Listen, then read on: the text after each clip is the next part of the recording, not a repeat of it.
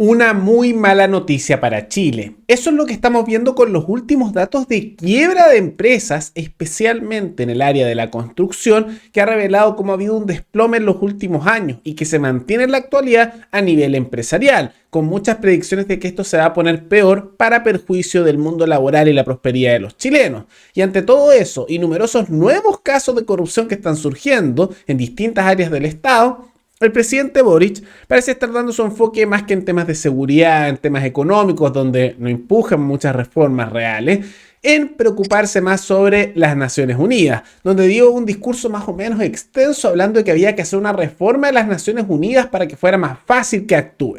Porque claramente, en un país que está completamente desplomado, en crisis y con varios ámbitos de problemas, lo más importante es preocuparse de un organismo internacional que se caracteriza por su ineficacia y que incluso si tuviera mayor facilidad para hacer resoluciones, aún así no sirve mucho, ¿no? Todo eso lo vemos a continuación.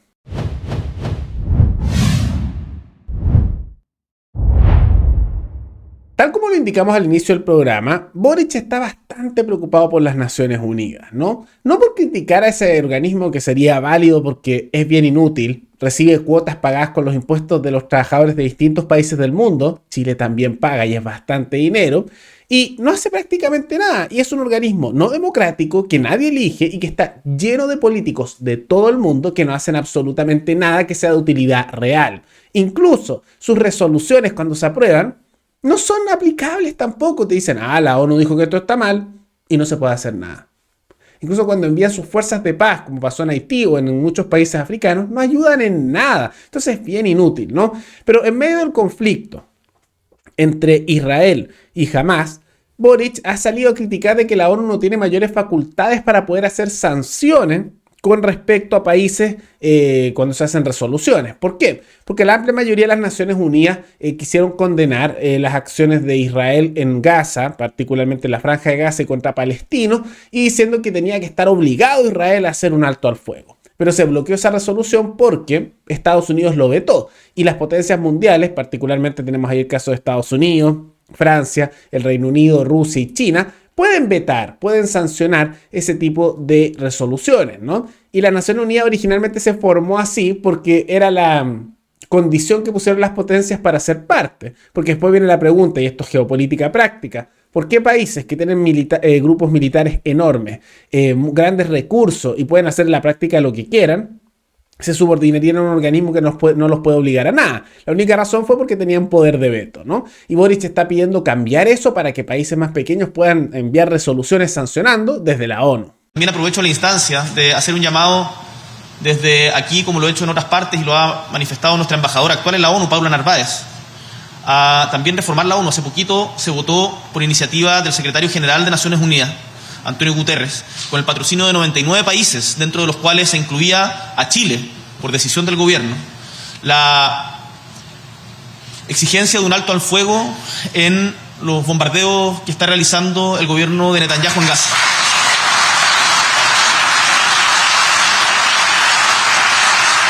Sin embargo, esta invocación al artículo 99 de la Carta de Naciones Unidas requiere que sea votada por el Consejo de Seguridad. El Consejo de Seguridad, como ustedes saben, tiene miembros permanentes y no permanentes.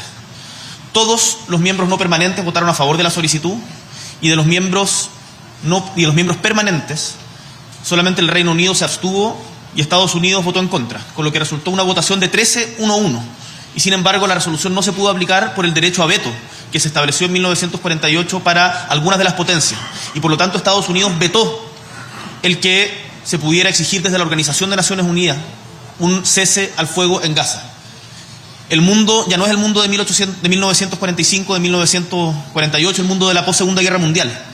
La mayoría, hay muchos países que en esa época todavía estaban bajo el yugo del colonialismo, que hoy día existen y son parte importante de la organización. Y por eso es urgente, y reitero desde acá, en el momento de esta entrega de informe, pero también en el marco del Día Internacional de los Derechos Humanos, la necesidad de reformar la gobernanza de la ONU en línea con lo que ha planteado su secretario general Antonio Guterres. Ahora en la práctica eso no va a ocurrir porque, insisto, no le convienen las potencias internacionales, porque si no, ¿por qué harían caso? E incluso si eso se aprobara, lo que ocurriría es que dirían, no, la ONU dice que tienes que parar a Israel. E Israel le da exactamente igual. O Estados Unidos o Rusia, o van a decir, no, Rusia no puede seguir invadiendo Ucrania. ¿Y qué va a decir Rusia? No me importa, oblígame. Y así con China, así con distintos países. Pero lo más probable es que hasta sería bueno que se le haga caso a Boric con esto, porque eso haría que las potencias mundiales dejen de tomar en cuenta la ONU, eso haría que pierda prestigio su organismo y eventualmente, al igual que la Sociedad de Naciones, un organismo que fue completamente incompetente y no servía para nada, igual que la ONU empezaría a desaparecer. Así que quién sabe, de repente serviría eso. Pero lo preocupante es que Boric parece estar más preocupado, como pueden ver ahí, bien preocupado, de las Naciones Unidas, un organismo que en la práctica no es útil, en vez de las problemáticas reales. En materia de seguridad, él mismo dijo que no va a ser un estado de excepción en la región metropolitana y que no hay una varita mágica para lidiar con la criminalidad. Y en realidad sí, no hay varitas mágicas, pero se pueden tomar acciones, sanciones más altas, empezar a poner que las cárceles, por ejemplo, y los grupos delincuenciales se vayan a zonas aisladas. Podrías poner justamente penas mucho más duras en distintas áreas, pena de muerte, por ejemplo, para asesinos. Se pueden hacer cosas, pero al final suena como una excusa de no hay varita mágica, así que no vamos a hacer nada. Y lo mismo, por ejemplo, con los numerosos casos de corrupción, donde ya se ha observado, por ejemplo, una nueva red de corrupción, además del caso Fundaciones y los tantos que han surgido en municipalidades al interior del sistema de salud, particularmente la Seremi de Salud en la región metropolitana, que particularmente habría sobornos para haber obtenido permisos para clínicas estéticas y nadie hace nada, corrupción. Desplome total también a nivel educativo, que hemos visto como los niveles de educación de los jóvenes y los universitarios han bajado sustancialmente, y en particular hay un caso bien emblemático que es la decadencia sistemática que está teniendo la Universidad de Aysén, una universidad donde varios de los cargos directivos estaban vinculados al Frente Amplio y una universidad estatal llena de pérdidas y que también está con serios problemas económicos. Particularmente hay figuras de Revolución Democrática ahí, y como tantas instituciones estatales son un fracaso. Debería cerrarse igual como tantas otras instituciones educativas estatales que más que educar, adoctrinan, ¿no?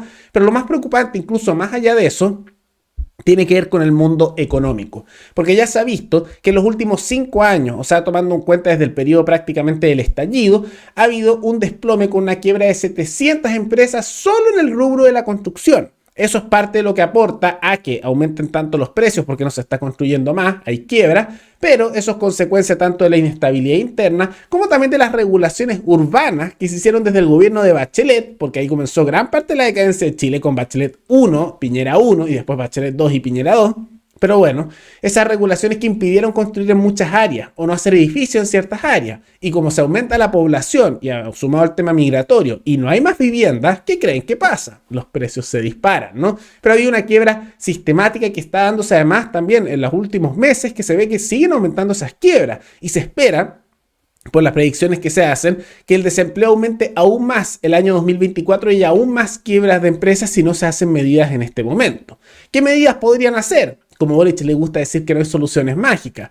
Podría hacerse soluciones de quitar intervenciones estatales para facilitar construcciones como mayor actividad económica, bajar los impuestos, bajarle también los impuestos al consumo a la población, bajar el gasto estatal y ese dinero en vez de quedárselo los políticos, devolvérselo al bolsillo de la ciudadanía. Eso aumentaría el consumo sin aumentar la inflación, porque es el mismo dinero que ya está circulando y que nos sacan de nuestro bolsillo con los impuestos, y eso ayudaría tanto a que la gente tenga una mejor calidad de vida, porque puede consumir más, y también ese consumo ayuda a que crezcan los negocios, por lo tanto mejora la actividad económica. Una solución, ¿no? Simultáneamente podrían dejar de intervenir con el Estado en tantas áreas fracasadas como son sus universidades estatales, servicios corruptos, recortar gastos, ese dinero adicional se devuelve a la ciudadanía, un ciclo virtuoso de consumo, como también mayor producción económica con menos impuestos y menos gastos. Mejor en todo, ¿no? La gente con más plata en el bolsillo, todo más barato porque tiene menos impuestos y simultáneamente menos corrupción. Pero no lo van a hacer. ¿Por qué?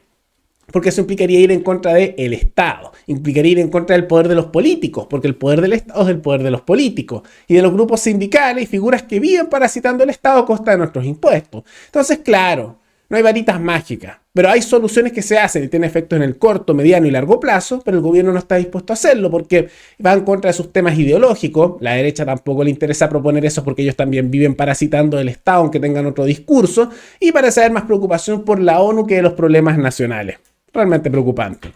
Pero más allá de todo eso, ¿qué les parece toda esta situación vinculada a la preocupación de Boric con la ONU? ¿Está justificada? ¿Y qué soluciones hay que hacer para mejorar los numerosos ámbitos que están empeorando a nivel nacional, como son la inseguridad, la crisis económica y la crisis educativa? Son los que mencionamos en este programa o otro tipo de alternativas. Todo eso coméntenlo abajo.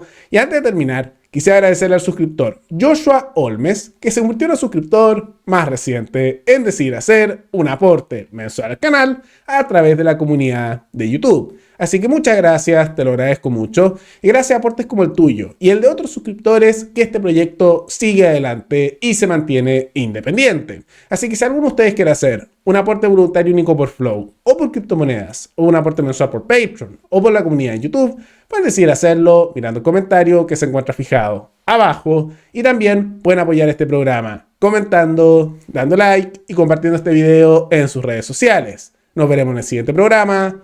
Hasta luego.